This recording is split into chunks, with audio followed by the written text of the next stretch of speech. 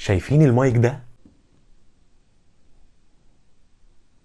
اهو المايك ده بقى تعالى اقول لك هيفيدك في كام حاجه. لو انت بتطلع لايف فالمايك ده هيفيدك جدا، اما لو انت بتغني وعندك موهبه وعايز مايك صوته نقي وبروفيشنال يبقى المايك ده برضه هيفيدك جدا. اما بقى لو انت واد جيمر كده وبتطلع ستريم بقى وبتعمل حركات برضه المايك ده هيبقى بروفيشنال قوي بالنسبه لك. ولو انت طبعا عايز تقدم بودكاست او فويس اوفر او المايك ده هينفع في كل حاجه ممكن تعملها على السوشيال ميديا. ولو انت بتشبه على المايك ده فالمايك ده مش بي ام 800 زي ما جه في دماغك. بي ام 800 لو سالت دلوقتي الناس الفاهمه هيقول لك خلاص المايك ده اتضرب من تجار كتير. اما بقى المايك اللي معانا النهارده وهي الشركه المنقذه اكسترايك مي، والشركه دي بتعمل سماعات جيمنج وبتعمل كيبورد وماوس وحاجات للجيمنج تحفه. فيلا بينا نفتحوه مع بعض ونشوف ايه هي محتويات العلبه. بس قبل ما تشوف اللي في العلبه ايه ما تنساش تعمل لايك وتقولي رايك في الكومنتات وتعمل الحركه اللي اسمها اكسبلور.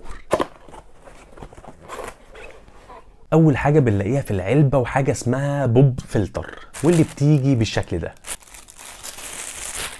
ودي مهمته بكل اختصار لما تيجي تسجل في المايك يبقى الصوت نقي وما فيهوش صوت الهواء اللي في الحروف، زي مثلا حرف الف فهو بيطلع هواء، فده اللي بيمنعه اسمه البوب فلتر. وده طبعا الكتالوج وفيه الماركه واسم المايك.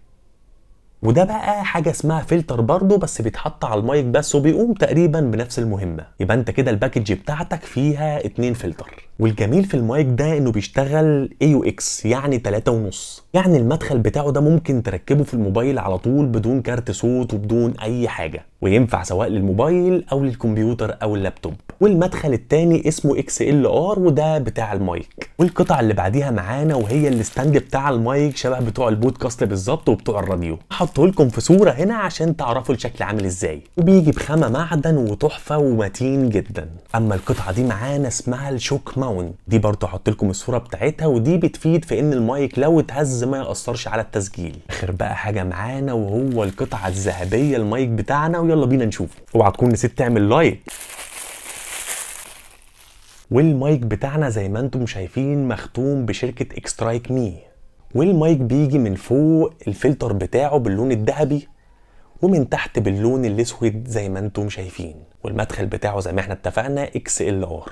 ومعلومه ليك للناس اللي بتدور على المايك البي ام 800 دلوقتي، اكيد اتقال لكم ان كل اللي موجود في السوق مش احسن حاجه. وما تنساش لو عندك اي سؤال او ما عملتش لايك دوس لايك، ولو اول مره تشوفني تابعني، انا رامي حموده.